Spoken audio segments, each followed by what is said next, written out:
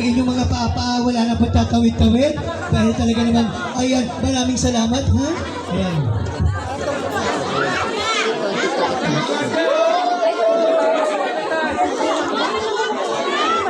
Okay.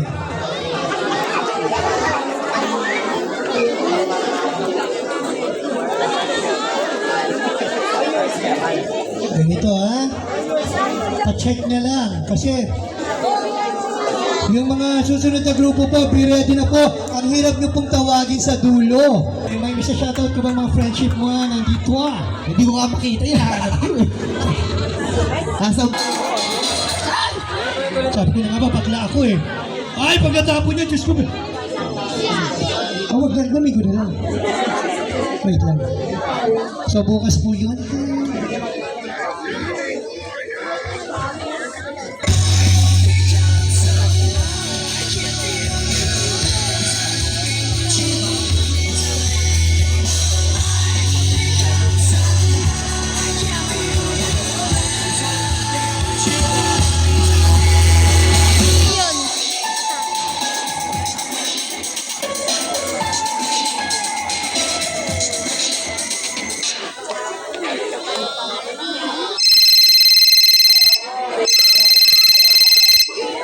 Hello boss, magandang gabi po. Oh, kayong dalawa. Magpantay kayong maigi dyan. Huwag kayong patulog-tulog. Ikutigay yung buong bangko baka masalisiyan tayo. Bukas ng umaga, darating ang armor-ban. Kukunin yung mga pera sa bangko. Tandaan nyo ha, kayo na matakatiwalaan ko. Sige boss, kami na pong bahala dito. Okay, gawin muna ako. Pagkataan nyo ako pag may problema ha. Yes boss, ingat po.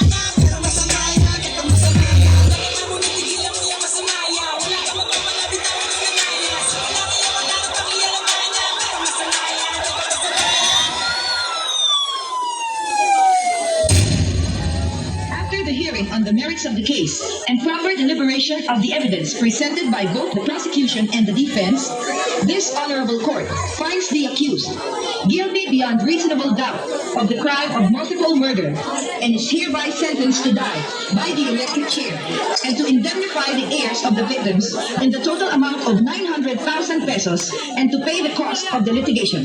So ordered. Hindi para sa atin tumakulong ito mga kasama.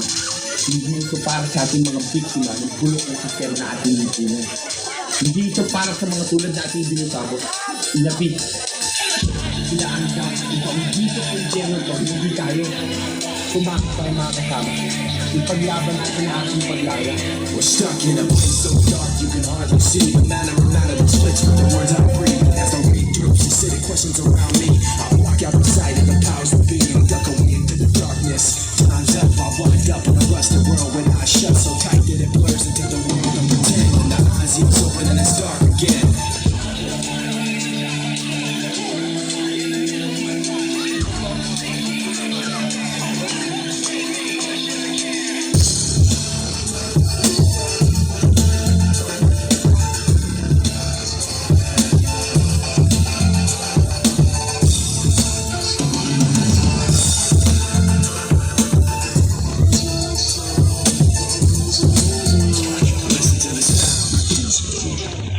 Ilang taon nawala sa larangan ng sayawan pero hindi pa rin sumuko dahil kami ang Depo.